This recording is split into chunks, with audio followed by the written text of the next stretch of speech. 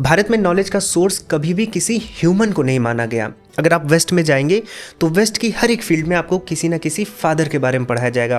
Father of medicine हो गए, father of mathematics हो गए, फादर ऑफ फिलॉसफी हुए, फादर ऑफ बायोलॉजी हुए। लेकिन भारत में जो नॉलेज का सोर्स है वो हमेशा किसी ना किसी देवता को माना गया है।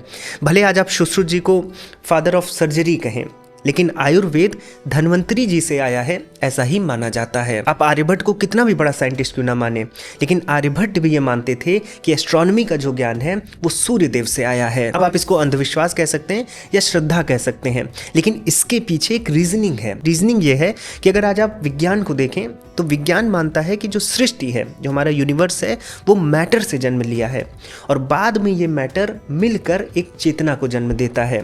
लेकिन वहीं अगर आप वेदों को देखेंगे तो वेद ये मानते हैं कि हमारी जो सृष्टि है, जो यूनिवर्स है, वो चेतना से उत्पन्न हुआ है। एक चेतना थी, उस चेतना ने मैटर को उत्पन्न किया, या चेतना का एक रूप मैटर है। यानी वेदों के अनुसार हमारी सृष्टि एक कॉस्मिक इंटेलिजेंस से आ रही है, एक चेतना से आ रही है जिसके अंदर इस सृष्टि का पूरा ज्ञान उपलब्ध है और यही चेतना हमारे भीतर भी बैठी हुई है। इसीलिए जब कोई वैज्ञानिक या ऋषि किसी ज्ञान को पाता है या उसको खोजता है तो अपने अंदर बैठी इस सर्वव्यापी चेतना से वो कुछ खोज रहा होता है। इसलिए ज्ञान मनुष्य में नहीं है, ज्ञान चेतना में है और ये ज्ञान समय और स्थान से बदलता नहीं है। इसकी पुष्टि श्री कृष्ण जी भगवत गीता में भी करते हैं। अर्जुन वो पहले व्यक्ति नहीं थे जिनको गीता का ज्ञान मिला, या कुरुक्षेत्र वो पहली जगह नहीं थी जहां पर गीता का ज्ञान रिवील हुआ, क्योंकि श्री कृष्ण जी चौथे अध्याय में ही बताते हैं कि जो गीता का ज्ञान है, जो आध्यात्मिक ज्ञान है, ये सनातन ज्ञान है, ये समय से नहीं बंधा हुआ है। ये ज्ञान सुप्रीम कॉन्शियसनेस श्री कृष्ण जी से सूर्यदेव को मिला था, फिर सूर्यदेव ने इसको मनुवंश में आगे बढ़ाया